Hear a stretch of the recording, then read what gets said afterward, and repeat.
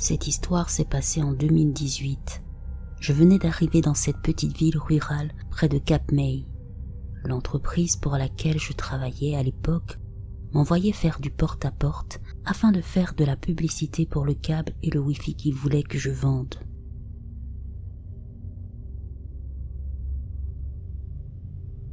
J'ai ressenti des vibrations bizarres tout au long de la journée. D'ailleurs, cette petite ville elle-même était un peu bizarre, avec des gens qui me fixaient ou m'ignoraient pendant toute la journée. On aurait dit que les habitants que j'avais croisés ce jour-là étaient sur les nerfs. L'atmosphère semblait tendue et étrange. Mais j'ai continué à faire mon travail, en avalant un Red Bull pour tenir le coup.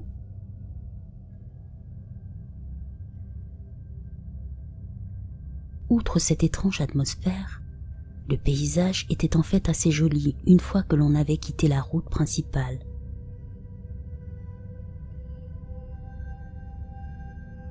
Juste avant le coucher du soleil, j'avais prévu de visiter quelques maisons sur une petite péninsule. Pour s'y rendre, il fallait emprunter une très longue route, passer devant un camp d'été, un parc à caravanes, des bois, et enfin se retrouver dans une petite zone ouverte avec un marais, quelques petites maisons et un accès au rivage. La zone était en grande partie déserte. Seule une maison avait quelqu'un à l'intérieur, un homme à qui j'avais parlé après avoir frappé à sa porte. J'étais tellement distraite par les maisons et le paysage que je n'ai pas remarqué à quelle vitesse le coucher du soleil approchait. Je me suis rendu compte que je devais commencer à rentrer pour éviter de me retrouver seule sur ce long chemin désert. En tant que femme plutôt petite, je ne suis jamais à l'aise après la tombée de la nuit dans des endroits isolés, surtout sans réseau téléphonique.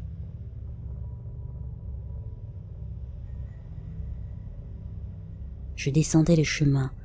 Jusqu'ici, tout allait bien, car il ne faisait pas encore complètement nuit. À l'approche de la zone boisée, j'ai dû avancer un peu plus vite, car il n'y avait pas de lampadaire et la lumière du soleil disparaissait rapidement.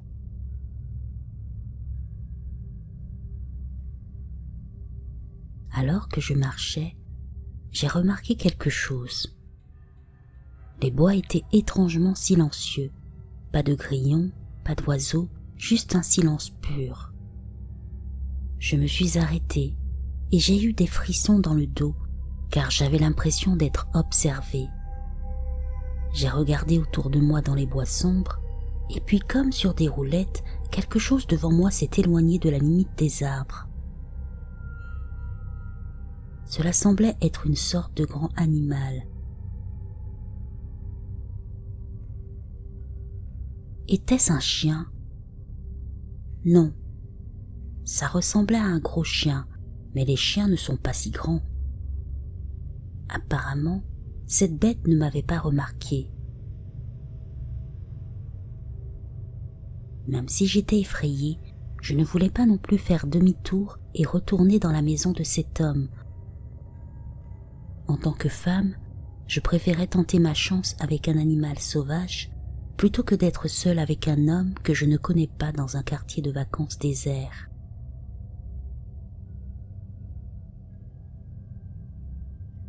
Soudain, alors que je pensais cela, l'animal au loin avait remarqué ma présence. Il m'observait, ne sachant pas trop quoi faire de moi. Il n'y avait plus assez de lumière pour que je puisse voir le visage de ce dernier, mais je me sentais inhabituellement effrayée. Ce que je regardais était définitivement trop gros pour être un chien. Ça aurait pu être un ours brun, avec une hauteur d'épaule d'au moins 1,50 m à 4 pattes, mais c'en n'était pas un. La masse de cette créature était considérable, car la silhouette de ce que je pouvais voir ressemblait à un loup sous stéroïdes. Elle était très musclée.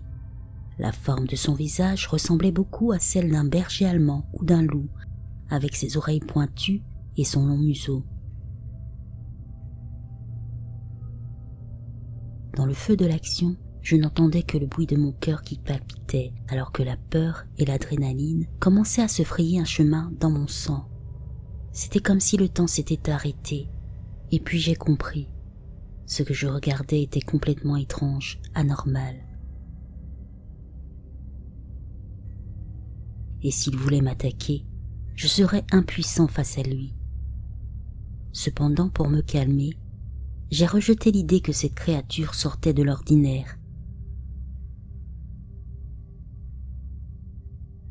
J'ai donc préféré croire que cet être était un gros chien ou un coyote que je pouvais effrayer au moins temporairement. Quel autre choix avais-je?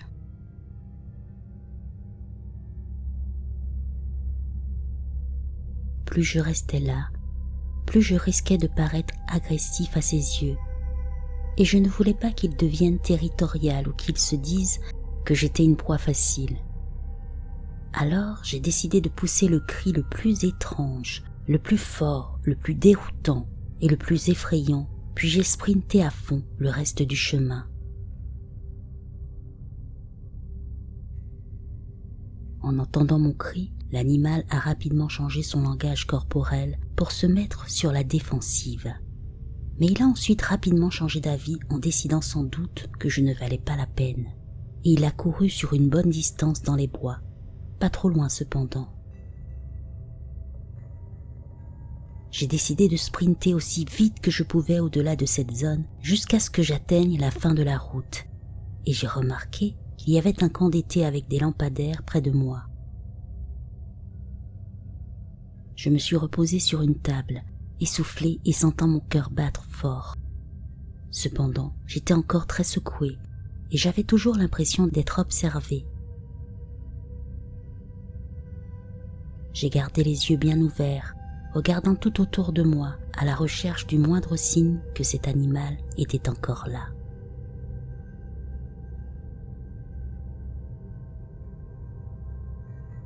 Une fois que j'ai eu l'impression que la voie était libre, j'ai localisé la prochaine maison que je devais visiter et je m'y suis rapidement rendu.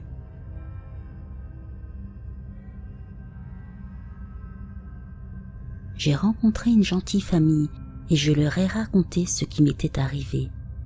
La dame de la famille, que je présumais être la mère, m'a dit « Je ne sais pas pourquoi ils t'ont envoyée ici toute seule.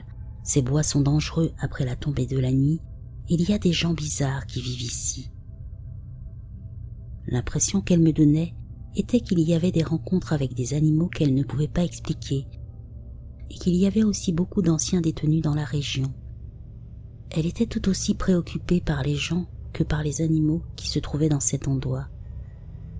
Cela m'a donné la chair de poule. Ils étaient extrêmement inquiets pour ma sécurité et m'ont dit de contacter mon chef d'équipe pour qu'on vienne me chercher. Ils m'ont dit qu'ils ne voulaient pas que je sorte à nouveau et que je devais rester là pour la nuit.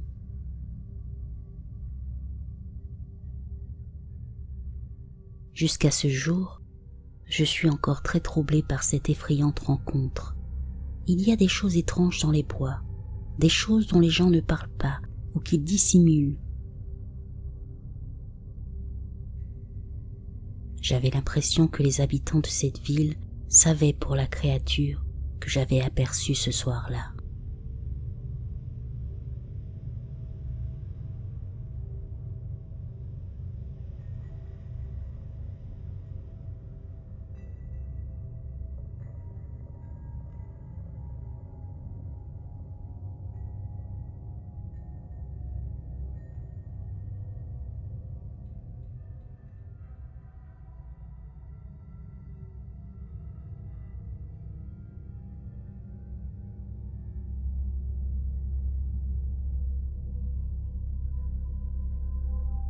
Il y a 3 nuits, j'ai vu quelque chose et je n'arrive toujours pas à y croire.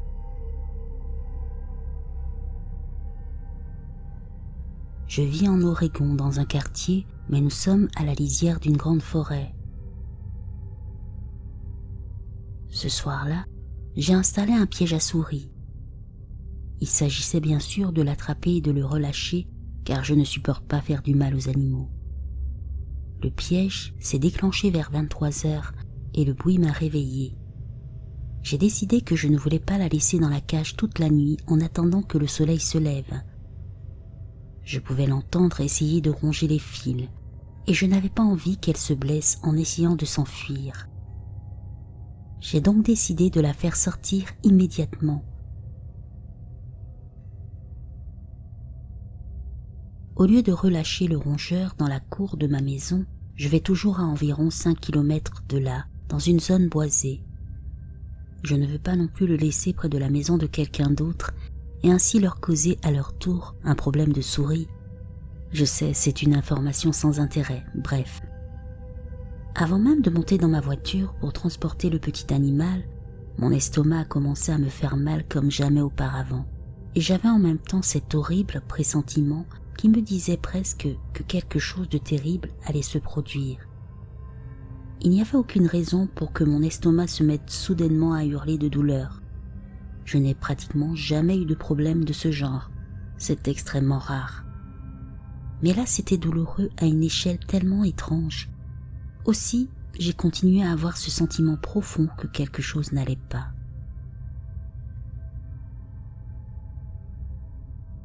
Donc je suis montée dans la voiture avec la petite cage. En descendant la rue à un pâté de maison de chez moi, j'ai instantanément ralenti en apercevant quelque chose d'énorme sur le bord de la route. Au début j'ai pensé, c'est le plus grand chien que j'ai jamais vu. Sa silhouette était plus noire que la nuit. Alors que je continuais à ralentir, brusquement je vois l'animal traverser la rue devant ma voiture. Il ne courait pas, mais il n'allait pas lentement non plus.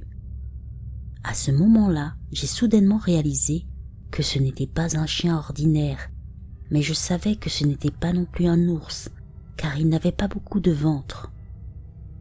Ce que j'ai vu ressemblait à un humanoïde littéralement courbé à 4 pattes, se déplaçant sur la route. La tête énorme ressemblait à celle d'un loup, mais il était 3 à 4 fois plus grand.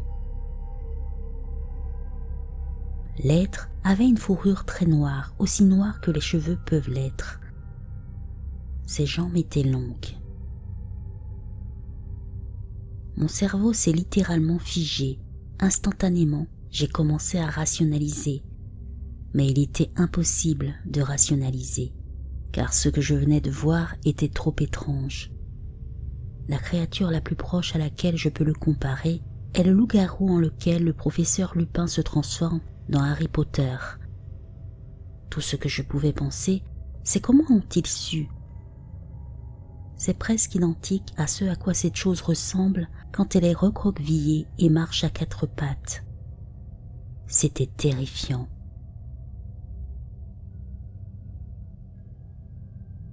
À 4 pattes, son derrière devait faire au moins 1,40 m ou 1,60 m de haut. Encore une fois, il n'y avait aucune chance que ce soit une autre bête normale que nous connaissons en tant qu'humains. Il n'y avait rien de familier à ce sujet. À tous ceux qui pourraient dire peut-être que c'était juste un très gros chien qui était malade et courbé, définitivement non. Il était plus grand que les plus grandes races de chiens que j'ai jamais vues. Pour faire plus d'1 mètre de haut, rien qu'à l'arrière, tout en étant courbé, ce n'est définitivement pas un chien ordinaire. Impossible que ce soit un ours, car aucun n'est aussi maigre. L'aspect humanoïde ne pouvait pas être nié. On peut dire que s'il l'avait voulu, il aurait pu facilement se tenir sur 2 jambes.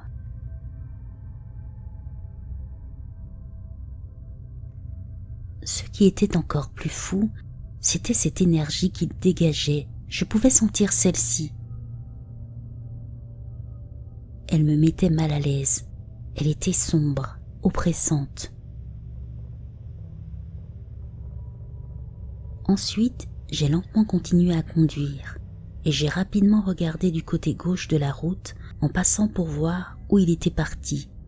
J'ai alors aperçu sa silhouette près d'un buisson, regardant en arrière et me regardant passer.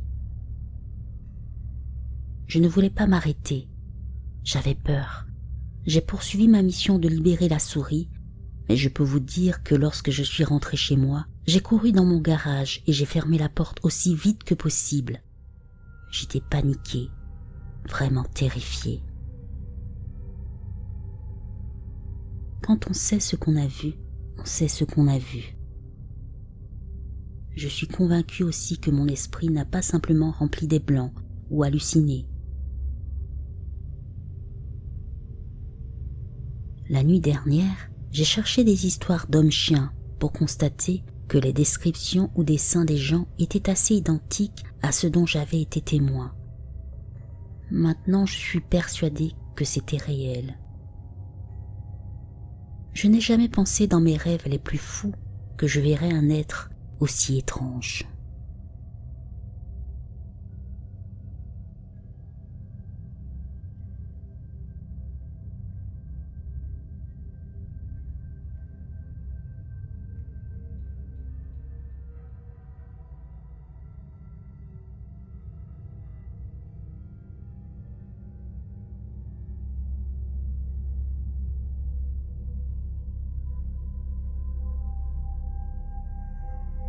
C'était en septembre 2005. J'étais serveuse dans une région du Michigan. Une nuit, alors que je rentrais du travail en voiture vers 23h30, en tournant dans une rue, j'ai vu ce que j'ai cru être un ours. Il fouillait dans les ordures qui avaient été déposées devant une maison avec une longue allée. C'est probablement la longueur de l'allée qui avait incité le propriétaire à installer une lampe de jardin qui se trouvait directement au-dessus de l'animal. En l'apercevant, j'étais d'abord excitée. J'avais grandi dans la région et les gens disaient souvent qu'il y avait des ours, mais je n'avais jamais eu l'occasion d'en voir un. Aussi, il se trouve qu'il était sous la seule lumière de cette rue. Seulement, plus je me rapprochais, plus je réalisais que ce n'était peut-être pas un ours, car sa silhouette ne correspondait pas à celle de cet animal. De plus, la fourrure était courte et brillante, comme celle d'un cheval ou d'un doberman. Alors que la voiture s'arrêtait, j'en avais déjà vu assez pour savoir que ce n'était vraiment pas un ours. Je suis très troublée à ce moment-là, mais je m'attends toujours à voir une illumination ou je ne sais quoi.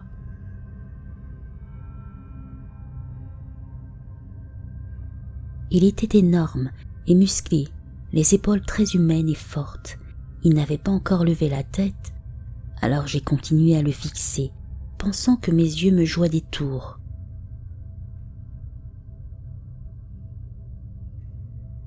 J'étais à l'arrêt depuis plusieurs secondes, quand brusquement il dirigea son regard vers moi. Et là, c'est comme si le temps s'était arrêté.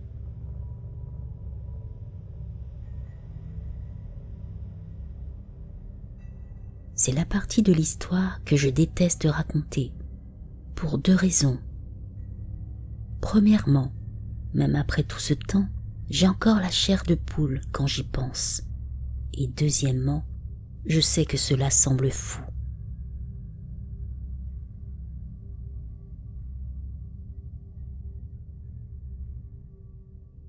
Son visage était hideux.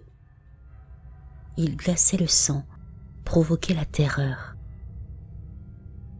Il n'était pas plat comme celui d'un homme, mais un peu allongé comme celui d'un chien. Son nez, lui, était aplati et retroussé. Ses yeux brillaient, rouges, avec ce que je jure être leur propre lumière. Pas une lumière réfléchie, la seule étant celle de mes phares qui étaient dirigés vers la rue, et celle de la cour au-dessus.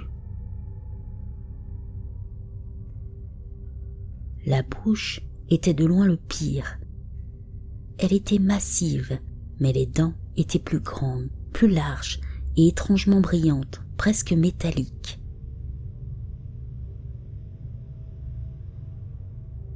Je l'ai juste fixé, ne pouvant pas m'en empêcher, me disant que finalement, je réaliserais que c'était un masque ou un trucage. Mais brusquement, l'étrange animal a commencé à se tenir debout, comme un homme. Je n'en revenais pas. Il a ensuite ouvert sa gueule terrifiante et à ce moment-là, j'étais sûre qu'il allait m'agresser. Effrayée, j'ai essayé de démarrer la voiture, mais je tremblais tellement que je n'y arrivais pas. J'ai eu un moment de terreur en réalisant que si je restais là, je devrais faire face à cette créature contre laquelle je ne ferais pas le poids. Mais heureusement, j'ai repris le contrôle et réussi à partir, fuyant le plus loin possible sans jamais me retourner.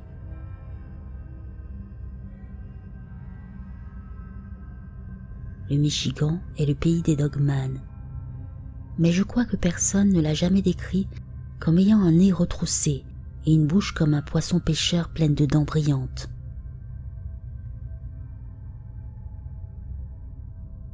Quand je suis rentré chez moi, à 3 kilomètres de là, j'ai garé ma voiture et je me suis précipité à l'intérieur. Heureusement, j'ai depuis quitté l'État et je n'ai plus jamais rien vu de tel.